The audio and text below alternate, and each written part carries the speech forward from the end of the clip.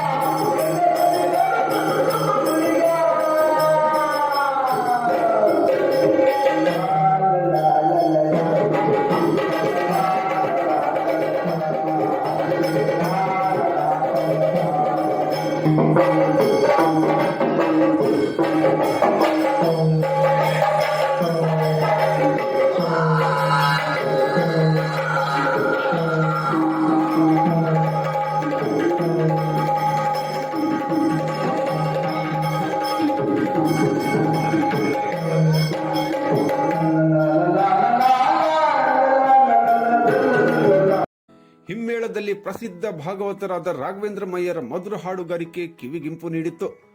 ಮುಮ್ಮೇಳದಲ್ಲಿ ಕೋಡಿ ವಿಶ್ವನಾಥ್ ಗಾಣಿಗ, ಸನ್ಮಯ್ ಭಟ್, ಚಂದ್ರಾಸ್ ಗೌಡ ಹೊಸಪಟ್ಟಣ, ರಾಜೇಶ್ ಬೈಕಾಡಿ, ಪ್ರಸನ್ನ ಕುಮಾರ್, ರಜಿತ್ ಕುಮಾರ್ ವಣಸೆ, ಉಳ್ಳೂರ್ ನಾರಾಯಣ್ ನಾಯ್ಕ್, ಕುಮಾರ್ ವಿಘ್ನೇಶ್ ಇವರುಗಳ ಅಭಿನಯ ಜನಮನ ಗೆದ್ದಿತು.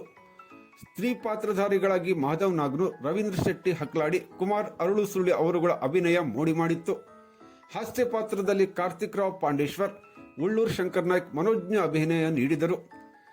ಈ ಸಂದರ್ಭದಲ್ಲಿ ಕಲಾಶ್ರೀ ಸಂಸ್ಥೆಯ ಅಧ್ಯಕ್ಷ ಎಸ್ ಪ್ರಕಾಶ್ ಶೆಟ್ಟಿ, ಕನ್ನಡ ಸಾಹಿತ್ಯ ಪರಿಷತ್ತಿನ ಜಿಲ್ಲಾಧ್ಯಕ್ಷರಾದ ಬಿಎನ್ ವಾಸ್ರೆ ಹಾಗೂ ಸಂಸ್ಥೆಯ ಸುಧಾಕರ್ ಶೆಟ್ಟಿ, ಸುರೇಶ್ ಕಾಮತ್ ಹಾಗೂ ಪದಾಧಿಕಾರಿಗಳು ಇದ್ದರು.